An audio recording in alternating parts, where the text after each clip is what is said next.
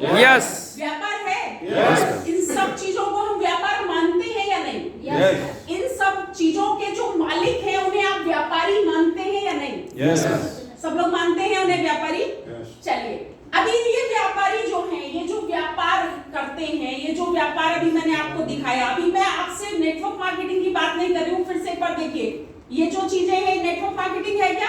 No ये परंपरागत व्यापार जिसको हम जानते हैं, जिसको हम व्यापारी बोलते आए हैं हमारे पूरे पुरखों से, उन लोगों को क्या क्या चीज की जरूरत होती है एक बिजनेस शुरू करने के लिए, एक फैक्ट्री शुरू करने के लिए, एक बड़ा शोरूम लगाने के लिए, कोई दुकान खोलने के लिए क्या क्या चीजों की जरूरत होती है? इन्वेस्टमेंट सबसे पहले। इन्वेस्टमेंट, कितना इन्वेस्टमेंट होता है?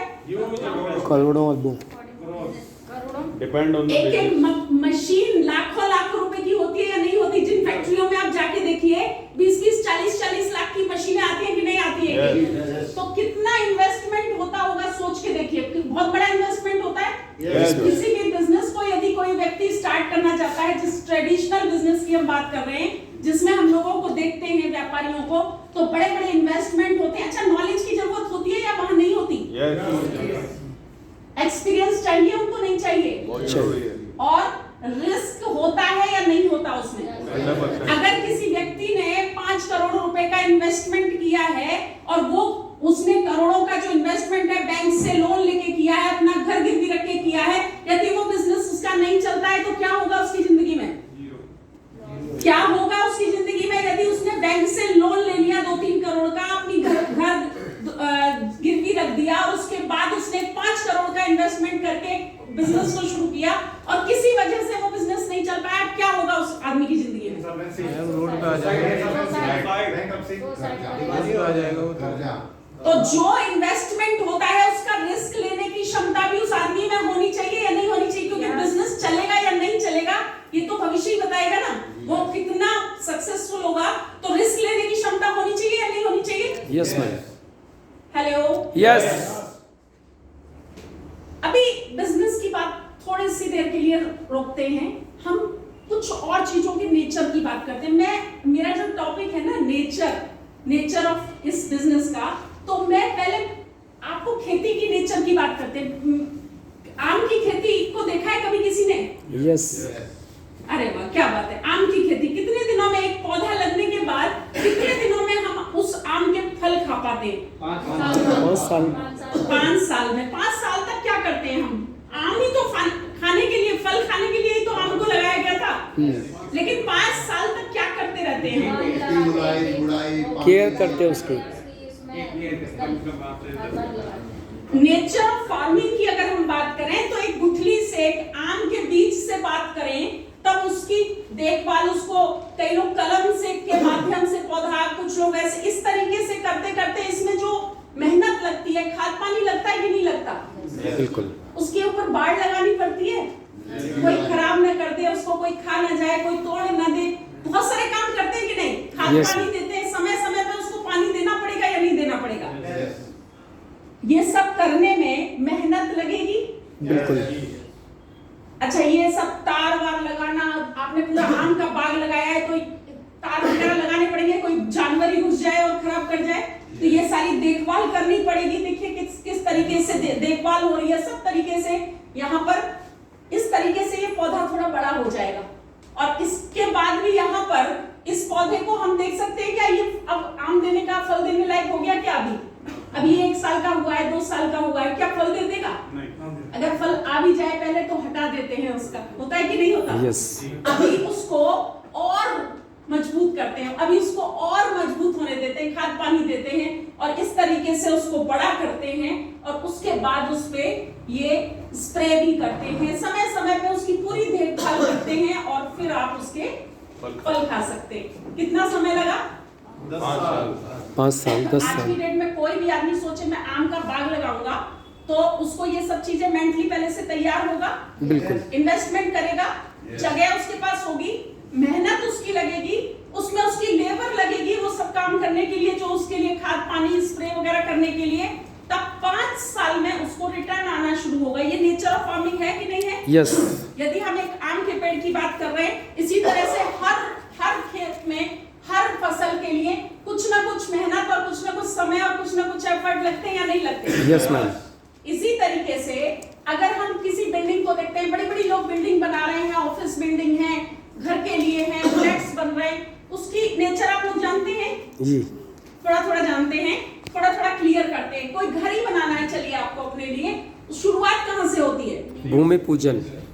ये देखिए 4 ईंट रख के थोड़ा सा पूजा कर दी, पंडित जी को बुला के ये कर दिया, ये सब ये करते हैं कि नहीं? लेकिन हमारा सपना क्या है, हमारा लक्ष्य क्या है, हमारा अल्टीमेट गोल क्या है? यहाँ घर खड़ा होना चाहिए।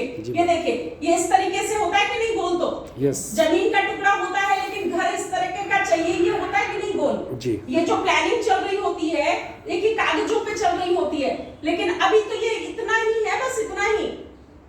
Hello yes. है कि नहीं इतना? एक मिट्टी ये देखिए ये एक छोटी सी दीवार लगा के इसकी बाउंड्री लगा दी, लेकिन क्या हमारा उद्देश्य क्या है? लेकिन जब शुरुआत होती है तो इस तरह से पिलर बनते हैं, इस तरह से दीवारें खड़ी होती हैं, लेंटर पड़ते हैं, दुनिया भर का सीमेंट, ईंटें, ये सब आती है कि नहीं आती? लेबर आती है कि नहीं? लगता है कि नहीं? इसमें क्या लगता है? इन्वेस्टमेंट लगता है, लगता है, टाइम लगता है, लगता है, नॉलेज, ऐसे लोग जो मेहनत करें, सबको करें, ये सब लगता है कि नहीं लगता? Yes ma'am. जितनी बड़ी बिल्डिंग उतना बड़ा समय लगता है, उतना पैसा इसमें लगता है, ये नेचर है कि नहीं? कोई भी बिल्डिंग आपने इतना छोटा सा भी घर बनाया होगा, कहीं 2 कमरे का भी, उसमें भी ये सब किया होगा कि नहीं किया होगा? लगा होगा कि नहीं? यस। लाखों रुपए लगे होंगे छोटे से घर को बनाने में भी, और बड़े बड़े उसको बनाने में तो करोड़ों रुपए की इन्वेस्टमेंट होती है। और आज आप देखिए नोएडा में जाके वहां कितनी बिल्डिंग ऐसी खड़ी है बड़े बड़े बिल्डर्स की, जिनमें कितने सालों से कोई रह नहीं रहा है, कोई नहीं हुआ है, वो भी रिस्क हुआ कि नहीं?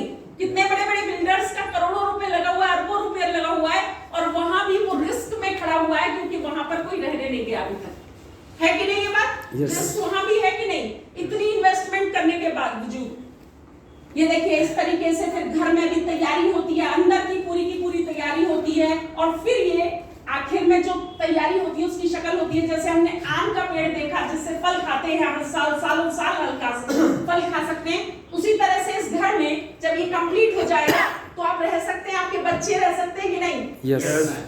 एंजॉय करेंगे पूरा? Yes. पूरे घर को एंजॉय करेंगे। इसमें इन्वेस्टमेंट लगा है, आपका समय लगा है, मेहनत लगी है, बहुत कुछ लगा है, और उसके बाद आप इस घर को एंजॉय कर सकते हैं। इसी तरह से मैं नेचर बता रही हूँ, हम अपनी जिंदगी में हर जगह प्रैक्टिकल होते हैं, लेकिन इस बिजनेस में आके कभी-कभी हम प्रैक्टिकल नहीं हो पाते। होता है कि नहीं? हम यहाँ पर बिल्कुल ऐसी कल्पनाएं लेके चलते हैं कि सब कुछ चुटकियों में हो जाएगा, सब कुछ अपने आप हो जाएगा। बाकी किसी भी जगह घर बनाने की जगह पे हम कहेंगे सब अपने आप हो जाएगा, कोई दूसरा ही आके कर देगा, अप्लाई नहीं कर देगा, वहां हम सोचेंगे क्या ऐसा? नो। घर बनाना है तो आप पूरा डटे रहेंगे उसमें।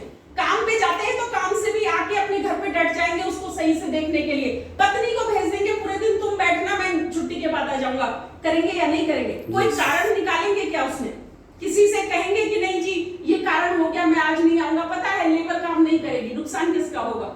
ये सब कुछ हम करते हैं। चलिए नेचर ऑफ एजुकेशन देख लेते हैं। हम सबके परिवार में बच्चे हैं और हम सब लोगों ने अपने बच्चों के लिए बहुत सारे सपने देखे होते हैं, और वो सपने कब पूरे होते हैं? जब उनको एजुकेशन प्रॉपर मिलती है।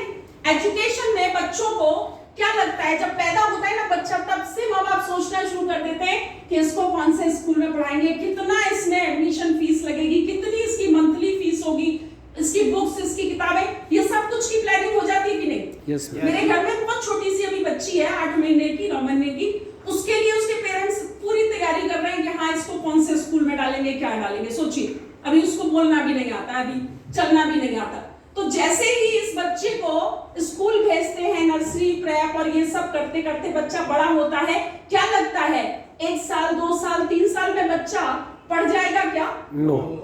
पहली 3 साल में तो बच्चा पहली क्लास में आता है, मॉन्टेसरी कंप्लीट करता है, यूकेजी एलकेजी करके पहली 3 साल पढ़ने के बाद तो वो पहली क्लास में पहुंचता है। आजकल है कि नहीं ये सिस्टम? यस। और हर साल कितनी उसकी क्लास में खर्चा होता है, मंथली फी जाती है, उसकी बुक्स हैं, उसकी ड्रेसेस हैं, और ये सब कुछ होते हुए बच्चा स्कूल पास करता है।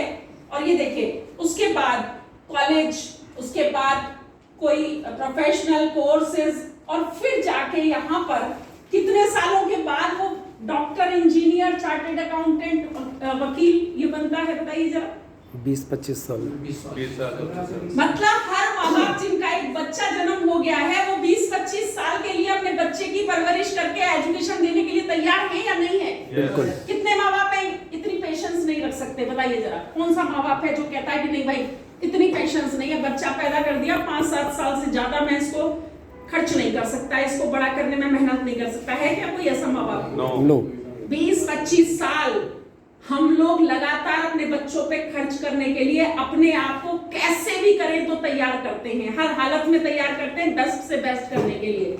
ये नेचर ऑफ एजुकेशन बच्चे के लिए हमारे है कि नहीं है? Yes ma'am. कोई ऐसा माँ बाप मिलेगा जिसमें नहीं होगी पेशेंस, या वो कहेगा नहीं मैं पेशेंस नहीं रख सकता? वो माँ बाप कहलाने की स्थिति में नहीं है, या तो उसको कहा ही नहीं जाएगा अच्छा माँ बाप, है ना? तो हम 25-25 साल तक 20-20 साल तक इस चीज के लिए रेडी रहते हैं कि ये नेचर ऑफ एजुकेशन बच्चे के लिए हमारे पास है या नहीं है? जी हमारी प्रकृति में है या नहीं है?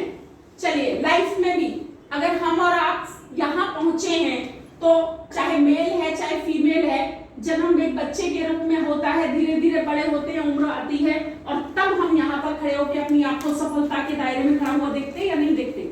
आज हम लोग सब जो यहाँ बैठे हुए, यदि हमारा यहाँ पे पहुंचे हैं तो एक ये था ना प्रोसेस था ना जहाँ से निकल के आए हैं। कोई ऐसा है क्या पहले दिन ही इस प्रोसेस पे आ गया जहाँ पर आप खड़े हैं? नो। आज जहाँ पे भी आप खड़े हैं वहां के लिए प्रोसेस लगा है, एक सीखने का एक आगे बढ़ने का क्रम लगा है या नहीं लगा? Yes ma'am. अभी देखिए डायरेक्ट सेलिंग बिजनेस एक बहुत ही शुद्ध बेहतरीन बड़ा बिजनेस है, व्यापार है। ये आपने कई बार सुना होगा, सुना है? Yes, सभी अप्लायंस, सभी लीडर, सभी लोग बोलते हैं शुद्ध बिजनेस है, शुद्ध व्यापार है, बड़ा बिजनेस है, इसका भी तो कोई नेचर होगा। लेकिन जब हम अपनी स्लाइड्स में पढ़ते हैं तो आपने बहुत अच्छे से सुना है इसको कई बार, जीरो इन्वेस्टमेंट है या नहीं? Zero investment, hello, yes. Zero investment से आप रिलेट कर पाते हैं या नहीं? आपके दिल दिमाग में ये चलता रहता नहीं मैंने तो 15,000 दिया, मैंने तो 20,000 दिया। आपने इन्वेस्टमेंट किया है या आपने परचेजिंग की है? परचेजिंग। इन्वेस्टमेंट एक अलग चीज होती है, जब आप दुनिया भर का स्ट्रक्चर खड़ा करते हो, आपको उससे कुछ रिटर्न नहीं आता। यहाँ पर आपने परचेजिंग किया, आपने सामान लिया, आपने टूथपेस्ट लिया, आपने 95 लिया, पी रहे हैं, उसको यूज कर रहे हैं, वो आपकी इन्वेस्टमेंट कहाँ हो गई? वो तो आपका यूज है, प्रोडक्ट है कि नहीं है? यस। तो जीरो इन्वेस्टमेंट है, ये मानते हैं आप लोग? Yes ma'am. कोई रिस्क है क्या? नो। 10,000, 20,000, 50,000 जो भी आप दे रहे हैं, उतने का सामान लेने के बाद यदि ये बिजनेस नहीं चलता है, किसी का कोई रिस्क है क्या? नो। कोई शॉप या ऑफिस की जरूरत है क्या बहुत ज्यादा आपको? नो।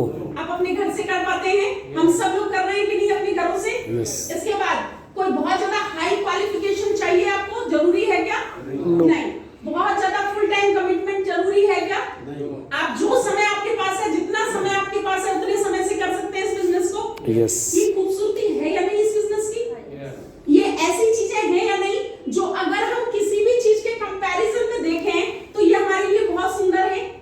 चाहे आप किसी भी चीज की, मैंने इतनी सारी चीजें अभी आपको दिखाई, उसके हिसाब से आप देखें डायरेक्ट सेलिंग बिजनेस का नेचर ऑफ बिजनेस क्या है।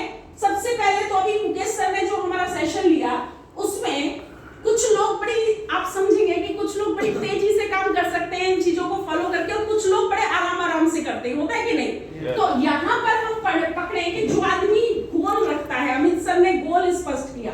यदि किसी के पास गोल नहीं है तो विश्वास मानिए, ये बिजनेस क्या दुनिया का कोई भी काम हो, अगले 10 साल छोड़िए, 20 साल छोड़िए, जिंदगी बीत जाए ना उसकी, वो दुनिया से भी चला जाए, तब भी कुछ सफल होने वाला नहीं है। मानते ही बात? Yes, ma'am. हमने देखे ना ऐसे लोग जो अपनी पूरी जिंदगी में कुछ नहीं कर पाते क्योंकि उनका गोल स्पष्ट नहीं होता। तो जो हमें अमित सर ने आज गोल स्पष्ट कराया, यदि गोल स्पष्ट हो जाए उसके बाद भी कुछ ऐसे लोग होंगे जिनकी स्पीड बहुत होगी और किसी की स्पीड थोड़ी कम होगी। तो ये जो बिजनेस है, ये अगर हम कम स्पीड वाले और ज्यादा स्पीड वाले किसी भी तरीके से लेके चलें तो यदि 2 से 5 साल में इसको कंप्लीट होना चाहिए, क्योंकि ये स्पीड का बिजनेस है। ये बैलगाड़ी की स्पीड का बिजनेस नहीं है। कोई हवाई जहाज की स्पीड से जाएगा, कोई राजधानी एक्सप्रेस से जाएगा, तो कोई बढ़िया कार की स्पीड से जाएगा, लेकिन